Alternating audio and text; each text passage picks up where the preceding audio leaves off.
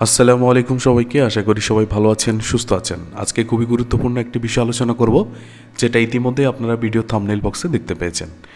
আজকে আমাদের আলোচনার বিষয়, বছরের ঠিক শেষ পর্যায়ে এসে আপনার কাছে যদি 1 লক্ষ টাকা পর্যন্ত হাতে থাকে, সেক্ষেত্রে আপনি চাচ্ছেন যে কোনো একটি ব্যাংকে এফডিআর করার জন্য। এই ক্ষেত্রে আজকের যে বিষয়টি আমরা আলোচনা করব, আমরা বিগত সময়ে আমাদের এই ব্যাংক রিলেটেড ভিডিওগুলোর মাঝখানে আমরা বিভিন্ন ব্যাংকের এফডিআরের বিষয়গুলো আলোচনা করেছি। তবে আপনি যদি 1 লক্ষ টাকা বাংলাদেশের একটি সরকারি প্রতিষ্ঠান বা একটা সরকারি ব্যাংক, বাংলাদেশ কৃষি ব্যাংকে আপনি যদি 1 লক্ষ টাকা জমা রাখেন, সেই ক্ষেত্রে তারা কত পার্সেন্ট এবং কত টাকা করে প্রফিট দিচ্ছে আজকের ভিডিওতে আপনি অবশ্যই জানতে পারবেন। তাই অবশ্যই ভিডিওটি জুড়ে সাথে থাকবেন। চলে যাচ্ছি আজকে মূল টপিকে। ওকে, আমরা যদি দেখতে পাই যে আমরা প্রথমে চলে আসছি যে বাংলাদেশ কৃষি ব্যাংকের এফডিআরের যে রেট, এই রেট সম্পর্কে আমাদের অবশ্যই জানতে হবে। কেননা এই রেট সম্পর্কে যদি আপনি না জানেন, সেক্ষেত্রে আপনি বুঝতে পারবেন না যে আপনি কত টাকা লাভ পাবেন। এখন অনেকেই বলেন যে এই রেট আমরা কোথায় পেয়েছি। এই যে এখানে দেখতে পাচ্ছেন, এই রেট হচ্ছে যে আমরা বাংলাদেশ কৃষি ব্যাংকের একটা ওয়েবসাইট আছে, সেখান থেকে আমরা এই রেটগুলো কালেকশন করব। ওকে, এখানে আমরা দেখতে পাচ্ছি যে তাদের এফডিআর সম্পর্কে বলা হয়েছে বিকেবি, মানে বাংলাদেশ কৃষি ব্যাংক টাইম ডিপোজিট স্কিম, যেটাকে মেয়াদি হিসাব বলা হয়। তারা বলেছে তারা 1 মাস থেকে সর্বোচ্চ 3 মাস পর্যন্ত 7% করে তারা প্রফিট দিবে। আবার বলেছে 3 মাস থেকে সর্বোচ্চ 6 মাস পর্যন্ত তারা 8.50% প্রফিট দিবে। এবং তারা বলেছে যে 6 মাস থেকে সর্বোচ্চ 1 বছর পর্যন্ত তারা 8.75 পর্যন্ত প্রফিট দিবে। এবং 1 বছর থেকে 3 বছর পর্যন্ত তারা 9.25% করে প্রফিট দিবে। এখন আপনাকে বের করতে হবে, আপনি যদি 1 মাসের জন্য রাখেন, অথবা 3 মাসের জন্য, অথবা 6 মাস, অথবা 1 বছর, অথবা সর্বোচ্চ 3 বছর পর্যন্ত আপনি রাখেন, সেক্ষেত্রে আপনাকে এই রেটগুলোকে ক্যালকুলেশন করে কিন্তু আপনাকে বের করতে হবে। এই ক্ষেত্রে আপনাদেরকে বলছি যে অনেকে হচ্ছে যে এই রেটগুলো ক্যালকুলেশন করতে পারেন না, বিধায় আপনারা আসলেই জানতে পারেন না যে আপনি কৃষি ব্যাংক থেকে কত টাকা পাচ্ছেন। ওকে, যাই হোক, আপনাদের সুবিধার্থে হচ্ছে আমরা আগে থেকেই বের করে নিয়েছি বাংলাদেশ কৃষি ব্যাংক ফিক্সড ডিপোজিট রেট 2025। আমরা এখানে সর্বশেষ যে আপডেটটি পেয়েছি সেই আপডেটটি এখানে দিয়েছি। এখানে বলেছি যে 7% হচ্ছে 1 মাসের জন্য, 3 মাসের জন্য 8.5%, এবং 6 মাসের জন্য 8.75%, 1 বছরের জন্য 9.25%। আপনাদেরকে একটু আগে আমরা তাদের ওয়েবসাইট থেকে যে প্রফিটগুলো কালেকশন করেছি, আমরা ঠিক এখানে এসে উপরে মাসেরগুলোতে বসিয়ে দিয়েছি। এবার হচ্ছে আমাদের অ্যামাউন্ট হচ্ছে 1 লক্ষ টাকা।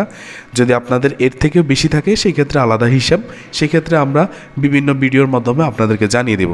যেহেতু আজকে আমাদের অ্যামাউন্ট হচ্ছে 1 লক্ষ টাকা, যাদের কাছে 1 লক্ষ টাকা আছে তারা আমরা জমা রাখবো। এখন আমরা লিখেছি 1 লক্ষ টাকা আমাদের 1 মাসের জন্য যদি রাখি, আমাদের 583 টাকা প্রফিট আসছে। এখন এই প্রফিট থেকে আমাদের কিন্তু সরকারকে একটি উৎসেকর প্রদান করতে হবে, সেটা হচ্ছে 15% অথবা 10%। এখন এই যে উৎসেকর 15% অথবা 10%, এটা কিন্তু আমার এই প্রফিটের উপরে হবে। এখানে যে 583 টাকা আছে, এই 83 টাকার 15% অথবা 10% আমাকে ধরতে হবে, এবং এইটাই কিন্তু আমার এই প্রফিট থেকে বাদ যাবে, মানে কেটে রাখবে। বাকি টাকা আমি কিন্তু উত্তোলন করতে পারবো। এখন এই উৎসেকরের বিষয়টি একটু বলি। এখানে 10% কাদের কাটবে এবং 15% কাদের কাটবে?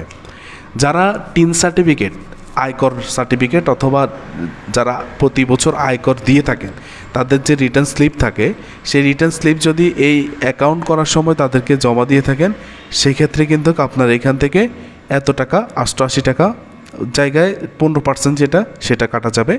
আর যাদের টিন সার্টিফিকেট বা আয়কর সার্টিফিকেট দিবেন না, তাদের ক্ষেত্রে কিন্তু 15% কাটা যাবে।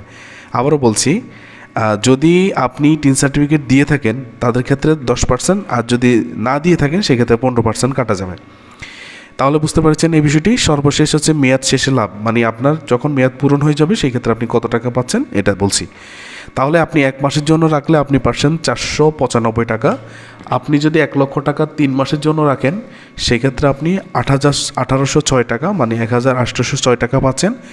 আপনি যদি 6 মাসের জন্য রাখেন, সেক্ষেত্রে 3718 টাকা। আপনি যদি 1 বছরের জন্য রাখেন, সেক্ষেত্রে হচ্ছে 7863 টাকা। তার মানে হচ্ছে এখানে আমরা 1 মাস থেকে সর্বোচ্চ 1 বছর পর্যন্ত আপনাদেরকে হিসাবটি ক্যালকুলেশন করে দেখিয়েছি। এবার আরেকটি বিষয় আলোচনা করি, সেটা হচ্ছে আপনি যদি 3 মাসের জন্য এফডিটি করে থাকেন, সেক্ষেত্রে 3 মাস অন্তর 1806 টাকা যেহেতু পাচ্ছেন, এখন অনেকেই চিন্তা করতে পারেন যে এই 1806 টাকা আমরা 3 মাস পরে উত্তোলন করতে হবে নাকি পুরো টাকাটা একসাথে উত্তোলন করতে হবে। এখানে দুইটা সিস্টেমে আপনি উত্তোলন করতে পারেন।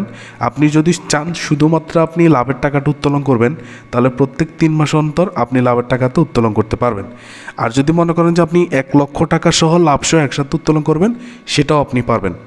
এবার হচ্ছে অনেকে বলতে পারেন যে আপনি যদি বাংলাদেশ কৃষি ব্যাংকে 3 মাস অথবা 6 মাস বা 1 বছরের জন্য করে আপনি 4-5 বছরের জন্য বিদেশে চলে গেছেন বা প্রবাসে চলে গেছেন, সেই ক্ষেত্রে এই বিষয়টা হবে যখন আপনি 3 মাসের জন্য যদি করেন, সেই ক্ষেত্রে প্রত্যেক 3 মাস অন্তর অন্তর কিন্তু ওটা অটোমেটিক্যালি চলতে থাকবে। আপনাকে কোনোভাবে এখানে হাত দিতে হবে না। আপনার প্রত্যেক 3 মাস পরে এখানে যে লাভের পরিমাণ আছে, সেই লাভের পরিমাণগুলো ঢুকতে থাকবে। তখন কিন্তু আপনি এই লাভের পরিমাণগুলো একসাথে যখন আবার বিগত সময় ফিরে আসবেন বা পূর্বে যে অ্যামাউন্টে করে গেছেন বা পরবর্তীতে যদি আসেন, সেক্ষেত্রে আপনি একই রেটে আপনি কিন্তু টাকাগুলো উত্তোলন করতে পারবেন। এবার হচ্ছে যে আমরা এখানে একটা নোটস দিয়েছি, সেটা হচ্ছে মুনাফার রেট যদি পরিবর্তন হয়, আপনার লাভের পরিমাণ কিন্তু পরিবর্তন হবে। এবং ব্যাংকগুলোর রেট সবসময় এক থাকে না, তাই নতুন আপডেটের বিষয়ে আপনাকে বিস্তারিত জেনে নিতে হবে। এখন আপনারা যারা এই মুহূর্তে ভিডিওগুলো দেখছেন বা এই মুহূর্তে যারা ভিডিও দেখছেন, সেই ভিডিওতে কিন্তু আমরা বর্তমান যে রেট, সেই রেট নিয়ে আলোচনা করেছি। এখন অনেকে হয়তো বা এই সেম ভিডিওটি 1 বছর পরে বা 6 মাস পরে কিন্তু দেখবেন, তখন কিন্তু হয়তোবা বাংলাদেশ কৃষি ব্যাংকের এই ফিক্সড ডিপোজিটের উপর রেটগুলো কিন্তু সেম থাকবে না। তখন কিন্তু এখানে আমরা যে প্রফিটগুলো ক্যালকুলেশন করেছি বা প্রফিটগুলো বের করেছি, এই রেটগুলো কিন্তু একরকম থাকবে না। সেই ক্ষেত্রে আপনাকে অবশ্যই মাথায় রাখতে হবে, ব্যাংকের যখন নতুন আপডেট বা ব্যাংকের প্রফিটগুলো যখন নতুন আপডেট করা হয়, সেক্ষেত্রে আপনি নিকটস্থ শাখায় অথবা হচ্ছে আপনার ব্যাংকের ওয়েবসাইট থেকে কিন্তু বিস্তারিত জেনে নেবেন। এবার হচ্ছে এই অ্যাকাউন্টটি করতে হচ্ছে আপনাকে অবশ্যই বাংলাদেশ কৃষি ব্যাংকে অবশ্যই যেতে হবে। আপনার নিকটস্থ যে বাংলাদেশ কৃষি ব্যাংক রয়েছে, সেখানে অবশ্যই যেতে হবে। তবে সেখানে যাওয়ার আগে আপনাকে কী ডকুমেন্টস নিতে হবে, সেই বিষয়টি অবশ্যই জানতে হবে। এবার আমরা দেখব বাংলাদেশ কৃষি ব্যাংকে যদি আপনি এই ধরনের একটি এফডিআর করতে চান, সেক্ষেত্রে হচ্ছে গ্রাহক যার নামে অ্যাকাউন্ট খুলবেন, মানে যিনি অ্যাকাউন্ট খুলতে চাচ্ছেন, তার ভোটার আইডি কার্ড বা পাসপোর্ট বা ড্রাইভিং লাইসেন্স অথবা হচ্ছে জন্ম নিবন্ধন, যাদের কাছে এই 4টি ডকুমেন্টসের যে কোনো একটি ডকুমেন্টস থাকবে, তারা কিন্তু এই অ্যাকাউন্টটি করতে পারবেন। এখন কারো কাছে হয়তো পাসপোর্ট, কারো কাছে হয়তো ড্রাইভিং লাইসেন্স অথবা জন্ম নিবন্ধন থাকতেই পারে। আপনারা যে কোনো একটার ফটোকপি অবশ্যই নিতে হবে। 2 নম্বর হচ্ছে গ্রাহকের পাসপোর্ট সাইজের 2 কপি ছবি, অবশ্যই সদ্য তোলা, মানে রিসেন্টলি তার যে পেজ কাটিং, সেই পেজের উপরে নির্ভর করে তার 2 কপি ছবি নিতে হবে পাসপোর্ট সাইজের। আর যাকে নমিনি দিবে, তার নমিনির voter ID card, passport, driving licence অথবা জন্ম নিবন্ধন, এই 4টি ডকুমেন্টসের যে কোনো একটি যদি নমিনি থাকে, সেক্ষেত্রে তাকে নমিনি দেওয়া যাবে। আর নমিনি পাসপোর্ট সাইজের 1 কপি অথবা 2 কপি ছবি অবশ্যই আপনাকে নিতে হবে। কিন্তু জন্ম নিবন্ধনের ক্ষেত্রে একটু বিষয়টি আলাদা। এটা হচ্ছে যাদের জন্ম নিবন্ধন গ্রাহক অথবা হচ্ছে নমিনি, দুইজনেরই জন্য একই সিস্টেম। সেটা হচ্ছে জন্ম নিবন্ধনটিকে অবশ্যই অনলাইনকৃত হতে হবে। কারণ আমরা দেখছি যে বিগত সময় যে জন্মসনদগুলো আছে, সেগুলো বেশিরভাগ হচ্ছে হাতে লেখা এবং অনলাইনে এন্ট্রি করা নেই। সেক্ষেত্রে অবশ্যই অনলাইন করতে হবে এবং অনলাইনকৃত জন্মসনদটি আপনাকে নিতে হবে। এই ছিল আজকের ভিডিও। সবাইকে ধন্যবাদ।